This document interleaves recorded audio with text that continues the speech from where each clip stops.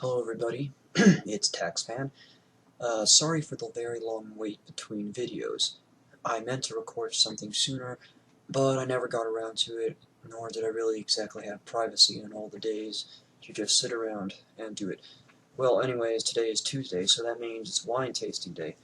But since I have fallen behind on a few other things, I'm gonna show off a few extra things as well. I'm gonna do what I promised earlier and show off some of the things that I brought back from California. Alright, so let's get started. I just opened up this bottle of wine. What I have today is some white Bordeaux. So it's a blend of Sauvignon Blanc and Semillon. This one is called Chateau Argadens. It is from just the plain old Bordeaux appellation, so nothing terribly special, but it is a $12 bottle of wine, so everyday drinking wine. That doesn't mean it has to be bad, though. According to this, it did win a silver medal in some sort of competition. I already have a glass poured out. Right here. I helped myself a little bit, but unlike the last time, I've only just started with this bottle, so got plenty to go. Yep, immediately off the bat, it's got very, very light citrusy aromas, like lemon butter, a bit of a grassiness, a hayiness. Yep, just perfect for summer weather. That sort of puffy Sauvignon scent. Well, actually, the Semillon is what gives it the puffiness. The Sauvignon is the more acerbic quality to it.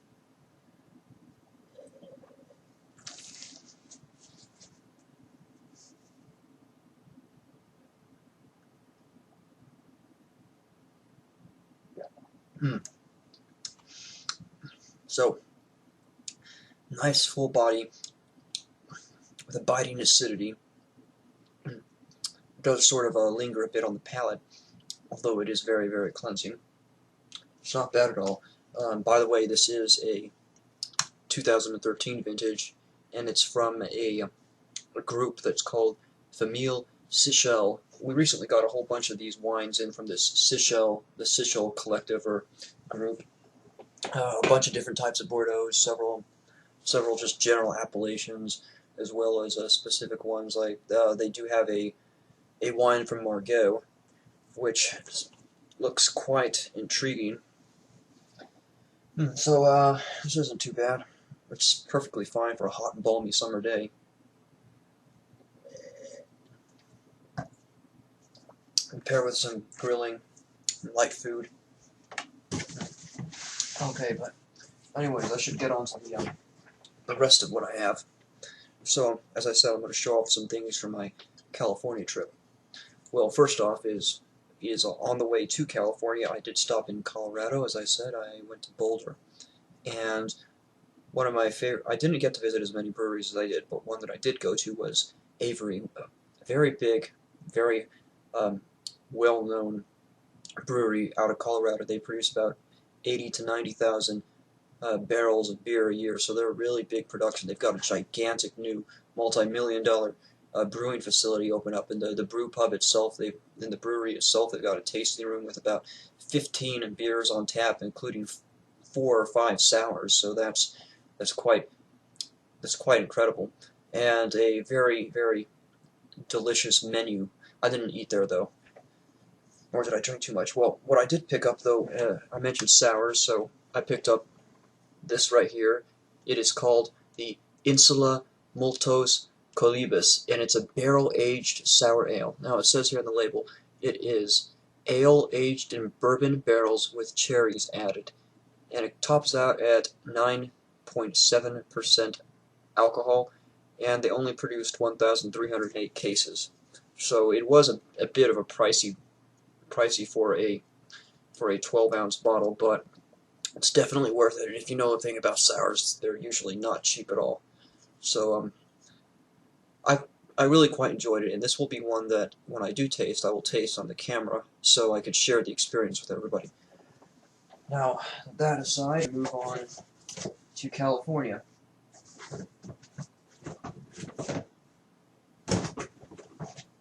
I'm going to start off was the brewery that I visited the most because it was the one that was closest to my uncle's house, and probably one of my favorites as well, both for the ambiance and the beer.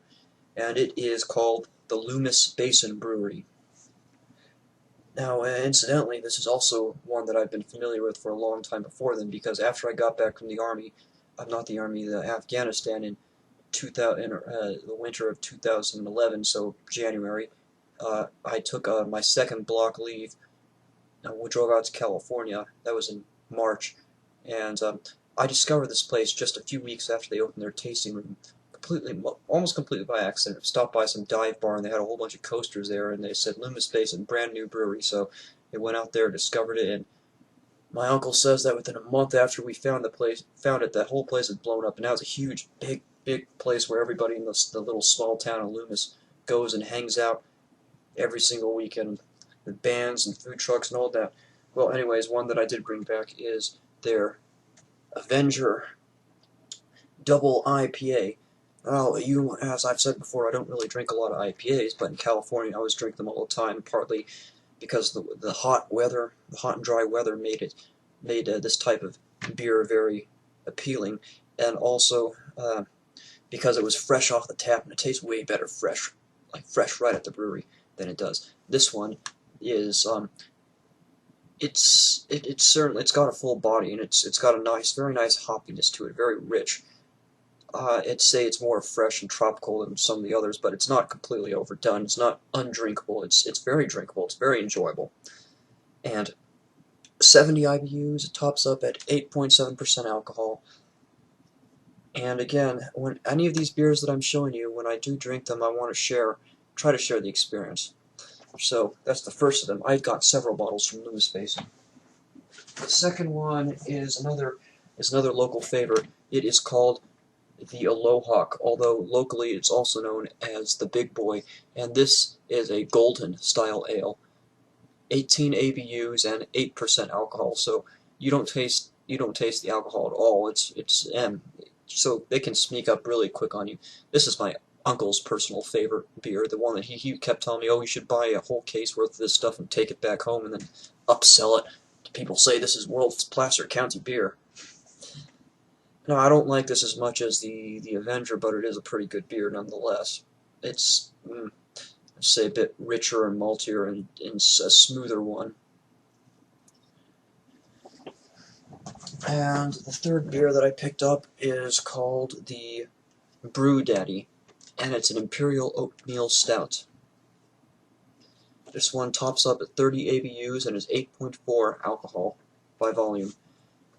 Very rich, barrel-aged stout, well, actually just normal Imperial Oatmeal Stout, so very rich, very heavy on the body, and it's definitely a sipping beer. You don't take big gulps of this because the taste overwhelms the palate completely. This is more like what you drink for dessert after your meal and after your main course. Now, moving on, my second favorite brewery after Loomis Basin was in the town of Rockland, which is a few miles down the road from Loomis. They had a brewery over there called Out of Bounds, and it also seems to be a pretty good community spot. I stopped by there several times. The brewery there is they've got a very nice tasting room. It's all designed up and looks very nice on the inside. A bunch of wood varnish, and it's very modern look, but at the same time very comforting. Eventually, I took a bunch of pictures of all this stuff, and if I could figure out a way that I could share them on a video and be able to narrate, then I'll do that. But one of my favorite beers they had was their Two-Headed Rooster Double IPA. This one is 8% alcohol, and I really like this because for a double IPA, especially one from the West Coast, it was very malty. I talked to the brewer about this. They said they deliberately chose to up the maltiness on it, so it balances out the hoppiness, and it gives it a very it's a tasting experience that you don't really find a lot in American style IPAs. So I very much enjoyed it. You just pour it out into a little snifter glass and you take sips on it. And It's all quite delicious, quite delectable. It's like a rich and hearty meal to itself. One of the other, and I also picked up another one too. It's their Relentless Red Imperial IPA. Now, I did not get to taste this one, unfortunately, but they told me a lot of good things about it, and they said that this is an ale that has a lot of aging potential. So I was so impressed with what the rest they did that I bought this one at a nearby liquor store just because of that. And I do look forward to this a lot. It is 9% alcohol. Now, they brew this only one time a year in February each year. This is the second vintage that they've done. So this one is going to wait in the basement for a bit before I crack it open. A few other things, beer-related. As I said in one of my California videos, while I was out there, Sacramento had a big beer fest, craft beer fest, a West Coast Invitational of sorts. They had a whole bunch of California breweries, and they had Oregon too, and I don't know if there was Washington, but they had people from as far north as Alaska, one brewery, the Alaskan Brewing Company, and as well they had Utah and Nevada, a few representatives, token representatives as well. But here's something I picked up too to prove that I was there. It's my let's see, move it. West Coast Invitational, a craft brewing experience. The tasting glass they gave us, I filled it up and drank so much of all sorts of different stuff. Great time. And from another brewery I went to, this one is in Rockland. No, it was in yeah, I think it was in Rockland and Roseville. It was in this. It was just a mile, like a mile and a half down the road from out of bounds. So yep, still in Rockland. It's called Dragas Brewery. Now that name makes it sound like something out of Game of Thrones or whatever. And their labels, as you can see, it's a dragon, and it's got this, I want to say Gothic lettering, but stylized lettering on it. Now they had just opened in February of this year, and they're already they're doing a slightly different take on drinks and take on ale. For example, they do an IPA, but they do it in quote-unquote an East Coast style, which, as the owner told me, his wife wanted to do it in a traditional English style. So it's heavy on the malts and toned down on the citrusy aspect that these Californians just love, and which everybody else in the country tries to imitate. And they also do a California Kolsch, is, they said, one of their big ones, and I did not get to taste that. They did not have any on tap. I am a bit skeptical whenever I hear about American brewers doing Kolsches, because that is such a subtle and it's such a subtle type of German ale from Cologne. That's where it gets its name, and that type of finesse is usually not found in American breweries, unfortunately, where they try to go for power and muscle over anything else. One of the beers that I did try both at the West Coast Invitational and at the brewery was they did a chili stout. When I had it at the West Coast Invitational, I wasn't impressed. It was just too strong on my palate, but by then I'd probably had about a dozen other beers, so it didn't leave a good impression, and I dumped it out. But the second time, when I was at the brewery itself, served at just the right temperature, just out of the keg, it was very nice. It's not a very super heavy stout. It's less than 6% alcohol, but the chili, it does leave a nice sharp twang on your palate, and it would go. I think it just really makes your mouth water up and just beg for something. And I talked with it. Sorry about that, everybody, but my computer chose at that moment to freeze in the middle of my discussion about the beer and everything else. And for those of you who do talk to me, you would know that I've got this problem. My computer is such a piece of crap. It always freezes about everything. And it was running perfectly fine up until then. I guess somebody messaged me on Skype, and the whole thing just overloads. Well, the thing is that because of that, I didn't realize until about a minute in to that current discussion that it was frozen, so that's all lost, but it wasn't like anything too much was missed. Well, as I was saying, the chili stout that Dragus had there was pretty good. So, enough about that. There is one thing more that I have to talk about. And I did not just visit breweries. I went to some wineries as well.